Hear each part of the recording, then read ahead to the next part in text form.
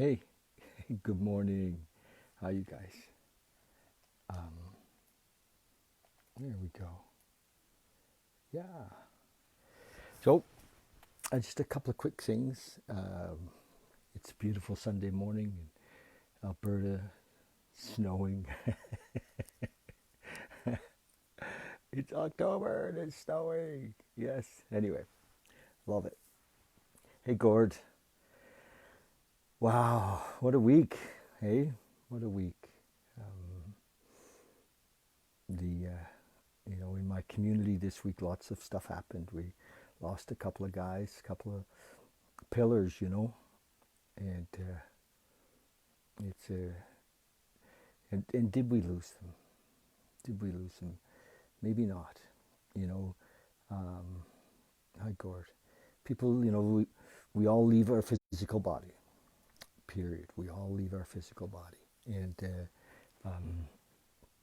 some of us are lucky enough to leave um, a lot of love behind.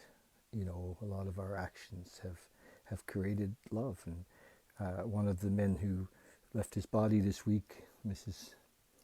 Miller's little boy, has, you can just see so much love pouring out, and gratitude for the work that he's done. And he was an example of, um, of a man trusting um, life, trusting God, trusting love. He showed up for many, many, many men and women and families. And so, uh, what more can we give than that? What a beautiful, tribute to his life that he did that. And that's the opportunity we all have here. It is the opportunity we all have to give back, and it begins with awareness. It begins with seeing how ego wants to separate us. Ego wants to take us and separate us. Ego says life can't be trusted. Ego says, what do they want? So for the newcomer, and those of us who've been around for a while in the, in the growth of our love and our spirituality and our connection and our oneness with God, we see that, how ego played games with us for many, many years, trying to keep us from really dropping into this oneness.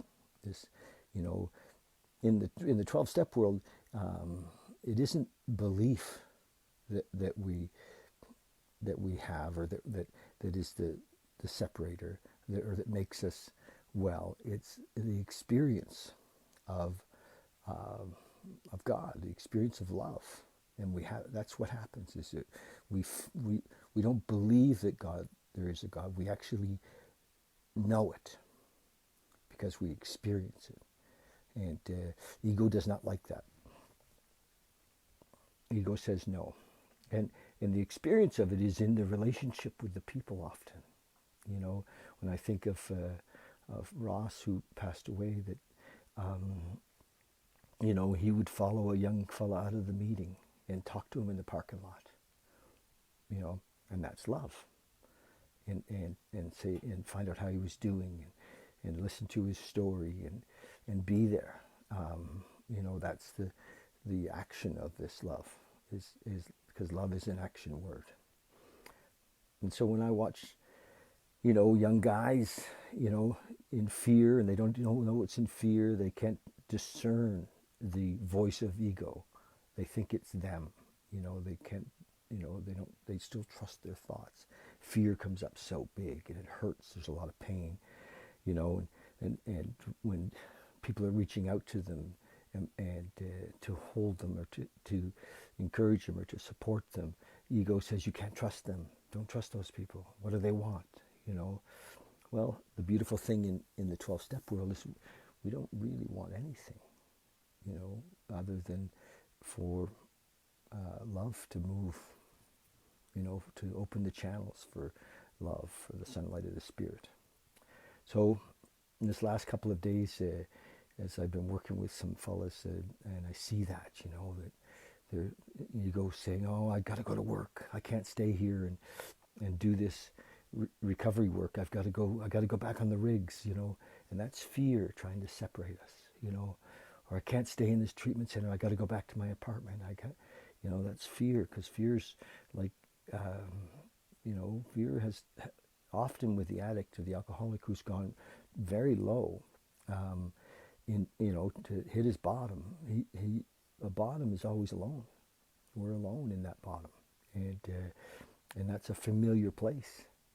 So exposing ourselves to people is hard. I get that, you know. To allow ourselves to be seen is hard. I get that, you know. But it's part of the process to be vulnerable, to breathe, you know, to put her hand up in a meeting and say, "Hey, I'm back, you know, I'm back." And you know, that's love. And people will gather around us and hold us as we heal, if we'll let them. If we'll let them. So that's the deal. And I don't know any other way other than prayer. We just pray for those people, and we suggest that they pray for themselves. They ask that the grace, you know, but for the grace of God, we say often in the 12-step world, you know, there go I. You know, as many people who drop off into oblivion, as we call it in the book, you know, they die because they just couldn't, you know, bridge this gap between fear and love. And so for us, our job is to stand close often, you know, listen, understand, suggest that we do understand, we've been there, you know, and engage with them, spend time with them, do shit with them, go for coffee, and the healing happens, because love is what is the healer. The healing happens, and then you'll watch when the experience opens up for them. They'll be like, "Oh, I get it." So that's it. Just recognize consciousness is the deal, because consciousness, we see our crazy thinking. You know, I was just sharing with my roommate. I have a fellow I live with. That I have an iPad. It had disappeared. Oh, I couldn't find it. I was looking everywhere for this iPad. I have a couple of them, and the mind all by itself can go to shit. Who took my iPad? And then it goes through the list of names of it can't be trusted. The mind can't be trusted. And then downstairs making coffee this morning, and I'd just gotten the iPad fixed, and I had it actually sitting on the table under books, because it needed to, you know, have some weight on it to hold it as the stickiness of how it was, you know, the cover was replaced, the screen was replaced, and the stickiness needed to be held. Anyway, 2 days ago I put it under these books. Crazy mind. So we can't trust our own thinking. And that's just a small example, but you know, you guys know what I mean. Okay, I'm going to read. I can't believe sometimes I've come on here, you know, and the purpose of me being here often is to read from this book. And it's the 18th of October, so I'm going to read from this book today. But a couple of times I've been here, and I'm talking to you guys, and then I say, okay, thanks, and I sign off, and I've forgotten to read. I get caught up in my little talk. Oh, I hope you're well. I just, some of you, thank you for your comments. I love you, and it's just what a medium to be able to do this, for me to be present each morning, to share love each morning like this. I'm so grateful. So thank you for being there. Okay, October 18th. This is from the little 24-hour day book. I try to read it every day. I've been reading since the 1st of May. It's beautiful. And it says, have I got over most of my sensitiveness? Have I got over most of my sensitiveness? My feelings, which are too easily hurt? and my just plain laziness and self-satisfaction. So these are little things about ourselves that we start to see, sensitiveness, oversensitiveness, or whatever is ego, right? And laziness often is fear. Self-satisfaction is, what about me? Am I willing to go all out for recovery at no matter what cost to my precious self? Am I in? Get in. Yes. Am I in at no matter what cost to my precious self? She's being a little sarcastic, I think. Is my own comfort more important to me than doing the things that need to be done, like helping others, like doing our fourth and fifth step, like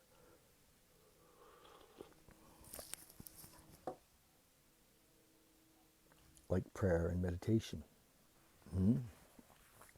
Prayer and meditation, like sitting quietly.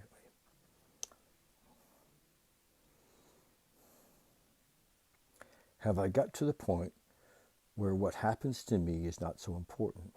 Can I face up to things that are embarrassing or uncomfortable if they are the right things to do for the good of my recovery and of overall recovery of AA, the 12-step world? Have I given AA just a small piece of myself?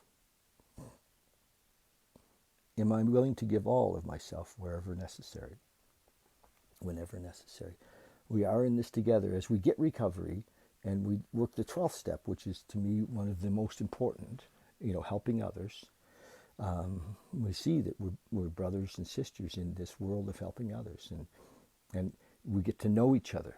We know the people who are doing the work, and I can call one of those guys or gals and say, hey, can you reach out to so-and-so? Can you look after somebody? And that's what we do, because when we come around, we're so sensitive, so emotionally immature. We're all about, when early in recovery, we're all about 13 years old, and so sensitive, and we run away from feeling, So the beautiful thing about this Fresh Start where I've been working is that, living in community really is what they're doing. They're living in community in this big house of recovery. It's beautiful that they get to feel, and experience it, and sometimes feel anger, or their defenses come up, all of that stuff. It's pretty beautiful. Okay, here we go. Meditation for the day. Not till a man has failed can he learn true humility. Failed. How many times? Every day, we fall short, right? Humility arises from the deep sense of gratitude, from a deep sense of gratitude to God for giving him the strength to rise above past failures. Yes, thank you. Humility is not inconsistent with self-respect. The true man has self-respect and the respect of others, and yet he is humble. Oh, I see. The humble man is tolerant of others' failings. The humble man is tolerant of others' failings. He does not have a critical attitude towards the failures of his fellow men. He is hard on himself and easy on them. Yeah, I can, it's sometimes the symptoms of the disease are sometimes not easy to be with. The symptoms of the disease are sometimes not easy to be with. It's we've got a young fellow who's just come back recently, and boy, when he's not on the beam, when he's out, when he's using and drinking, and he can be so caustic, very caustic, very angry and very abusive and intolerant and arrogant. and and what a test, because my job is to keep loving him as he goes through all of those things, And yeah, that's our job, is to do that, because it's not pretty sometimes. It's not pretty. The defenses the ego puts up to push everybody away. Not pretty. Okay. But yeah, we just feel what we feel, and keep loving them, and be there for them. I pray that I may be truly humble and yet have self-respect. I pray that I may see the good in myself as well as the bad. And I don't like to call it good and bad. I guess it's, because, bad in a way is always related to fear. How about see the love in the fear, Anyway, because in the world we move into, it isn't about good and bad. It's about love only, the one. Being here now, being available, saying yes. Yes, yes, yes. All right. Hey, buddy. Hi, Jason. Nice to see you. All right, so I guess that's it. Those of you who come in late, hopefully you go back and have a look at this. Just talking about how ego separates us from love, how ego pushes God away, how ego pushes love away, and the possibility is to not isolate, not separate, but to reach out and join the group, be part of, not to identify, but to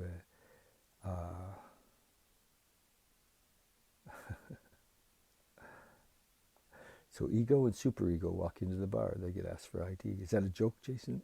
Or is there more? Hey.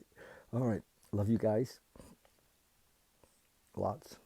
Tomorrow night meditation. We're going to 7 o'clock. 7 o'clock. We're going to be here at my house. You're welcome to come.